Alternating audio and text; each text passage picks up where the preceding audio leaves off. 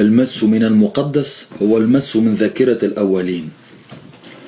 هذه حوايج فهموها رجال الدين وضربوا على يدين كل واحد باش يجي باش يا إما يبدل وإلا يحور وإلا يجدد في كل ما هما يعتبروه مقدس، سيتادير نصبوا أنفسهم حراس على هذا المقدس.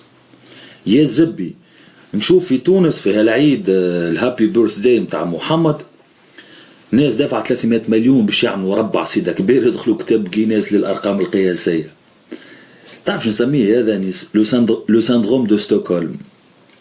الإسلام سي نوتخو بوغو، ناكلنا الرب متاعنا.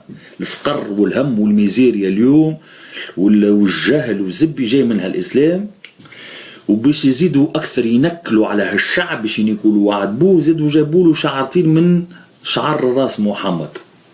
معناها ما زلنا في الكولت دو ساكري اللي هو اسمك قبل كانوا يقدسوا للأحجر، يقدسوا للبيت العتيق، يقدسوا للأحاديث، يقدسوا لواحد من صحابة الرسول خاطر كان يعرف الرسول. وما زلنا لليوم نعيشوا في 2014. ربكم تستعملوا في جوجل وتشوفوا صواريخ طالعة على المريخ ومارس، والاخر مازال يتبرك بشعرة رسول الله يقولوا فيها البركة للبلاد.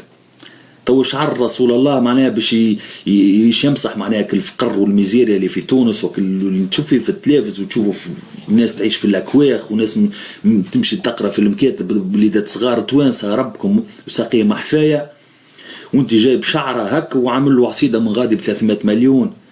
يزبي التجاره هذه متاع الدين قال لك تجاره رائجه وتتباع معناها البرودوي هذا كان في المجتمعات المنيكه متاع الزبي، المجتمعات اللي حطموكم بهالإسلام هذا جمدوكم، لا تنجوا لا بتبتكروا لا تخترعوا لا الزبي. تعرفوا كان تهمهموا معناها توتي بازيك معناها ان انستان انيماليي. تعرفوا كان تاكلوا فوشي حياتكم سي دو لا ميرد وزافي با دافنير وتستناو باش تموتوا خير أمة وباش تطلعوا عند ربي باش تزيد تاكلوا وتخروا وتنيكوا وترقدوا، وهذيك هو حياة الأبد. يزبي يا سي ربك عليه مش سكر الستار تسكر جملة البرنامج تشنو هو يزبي.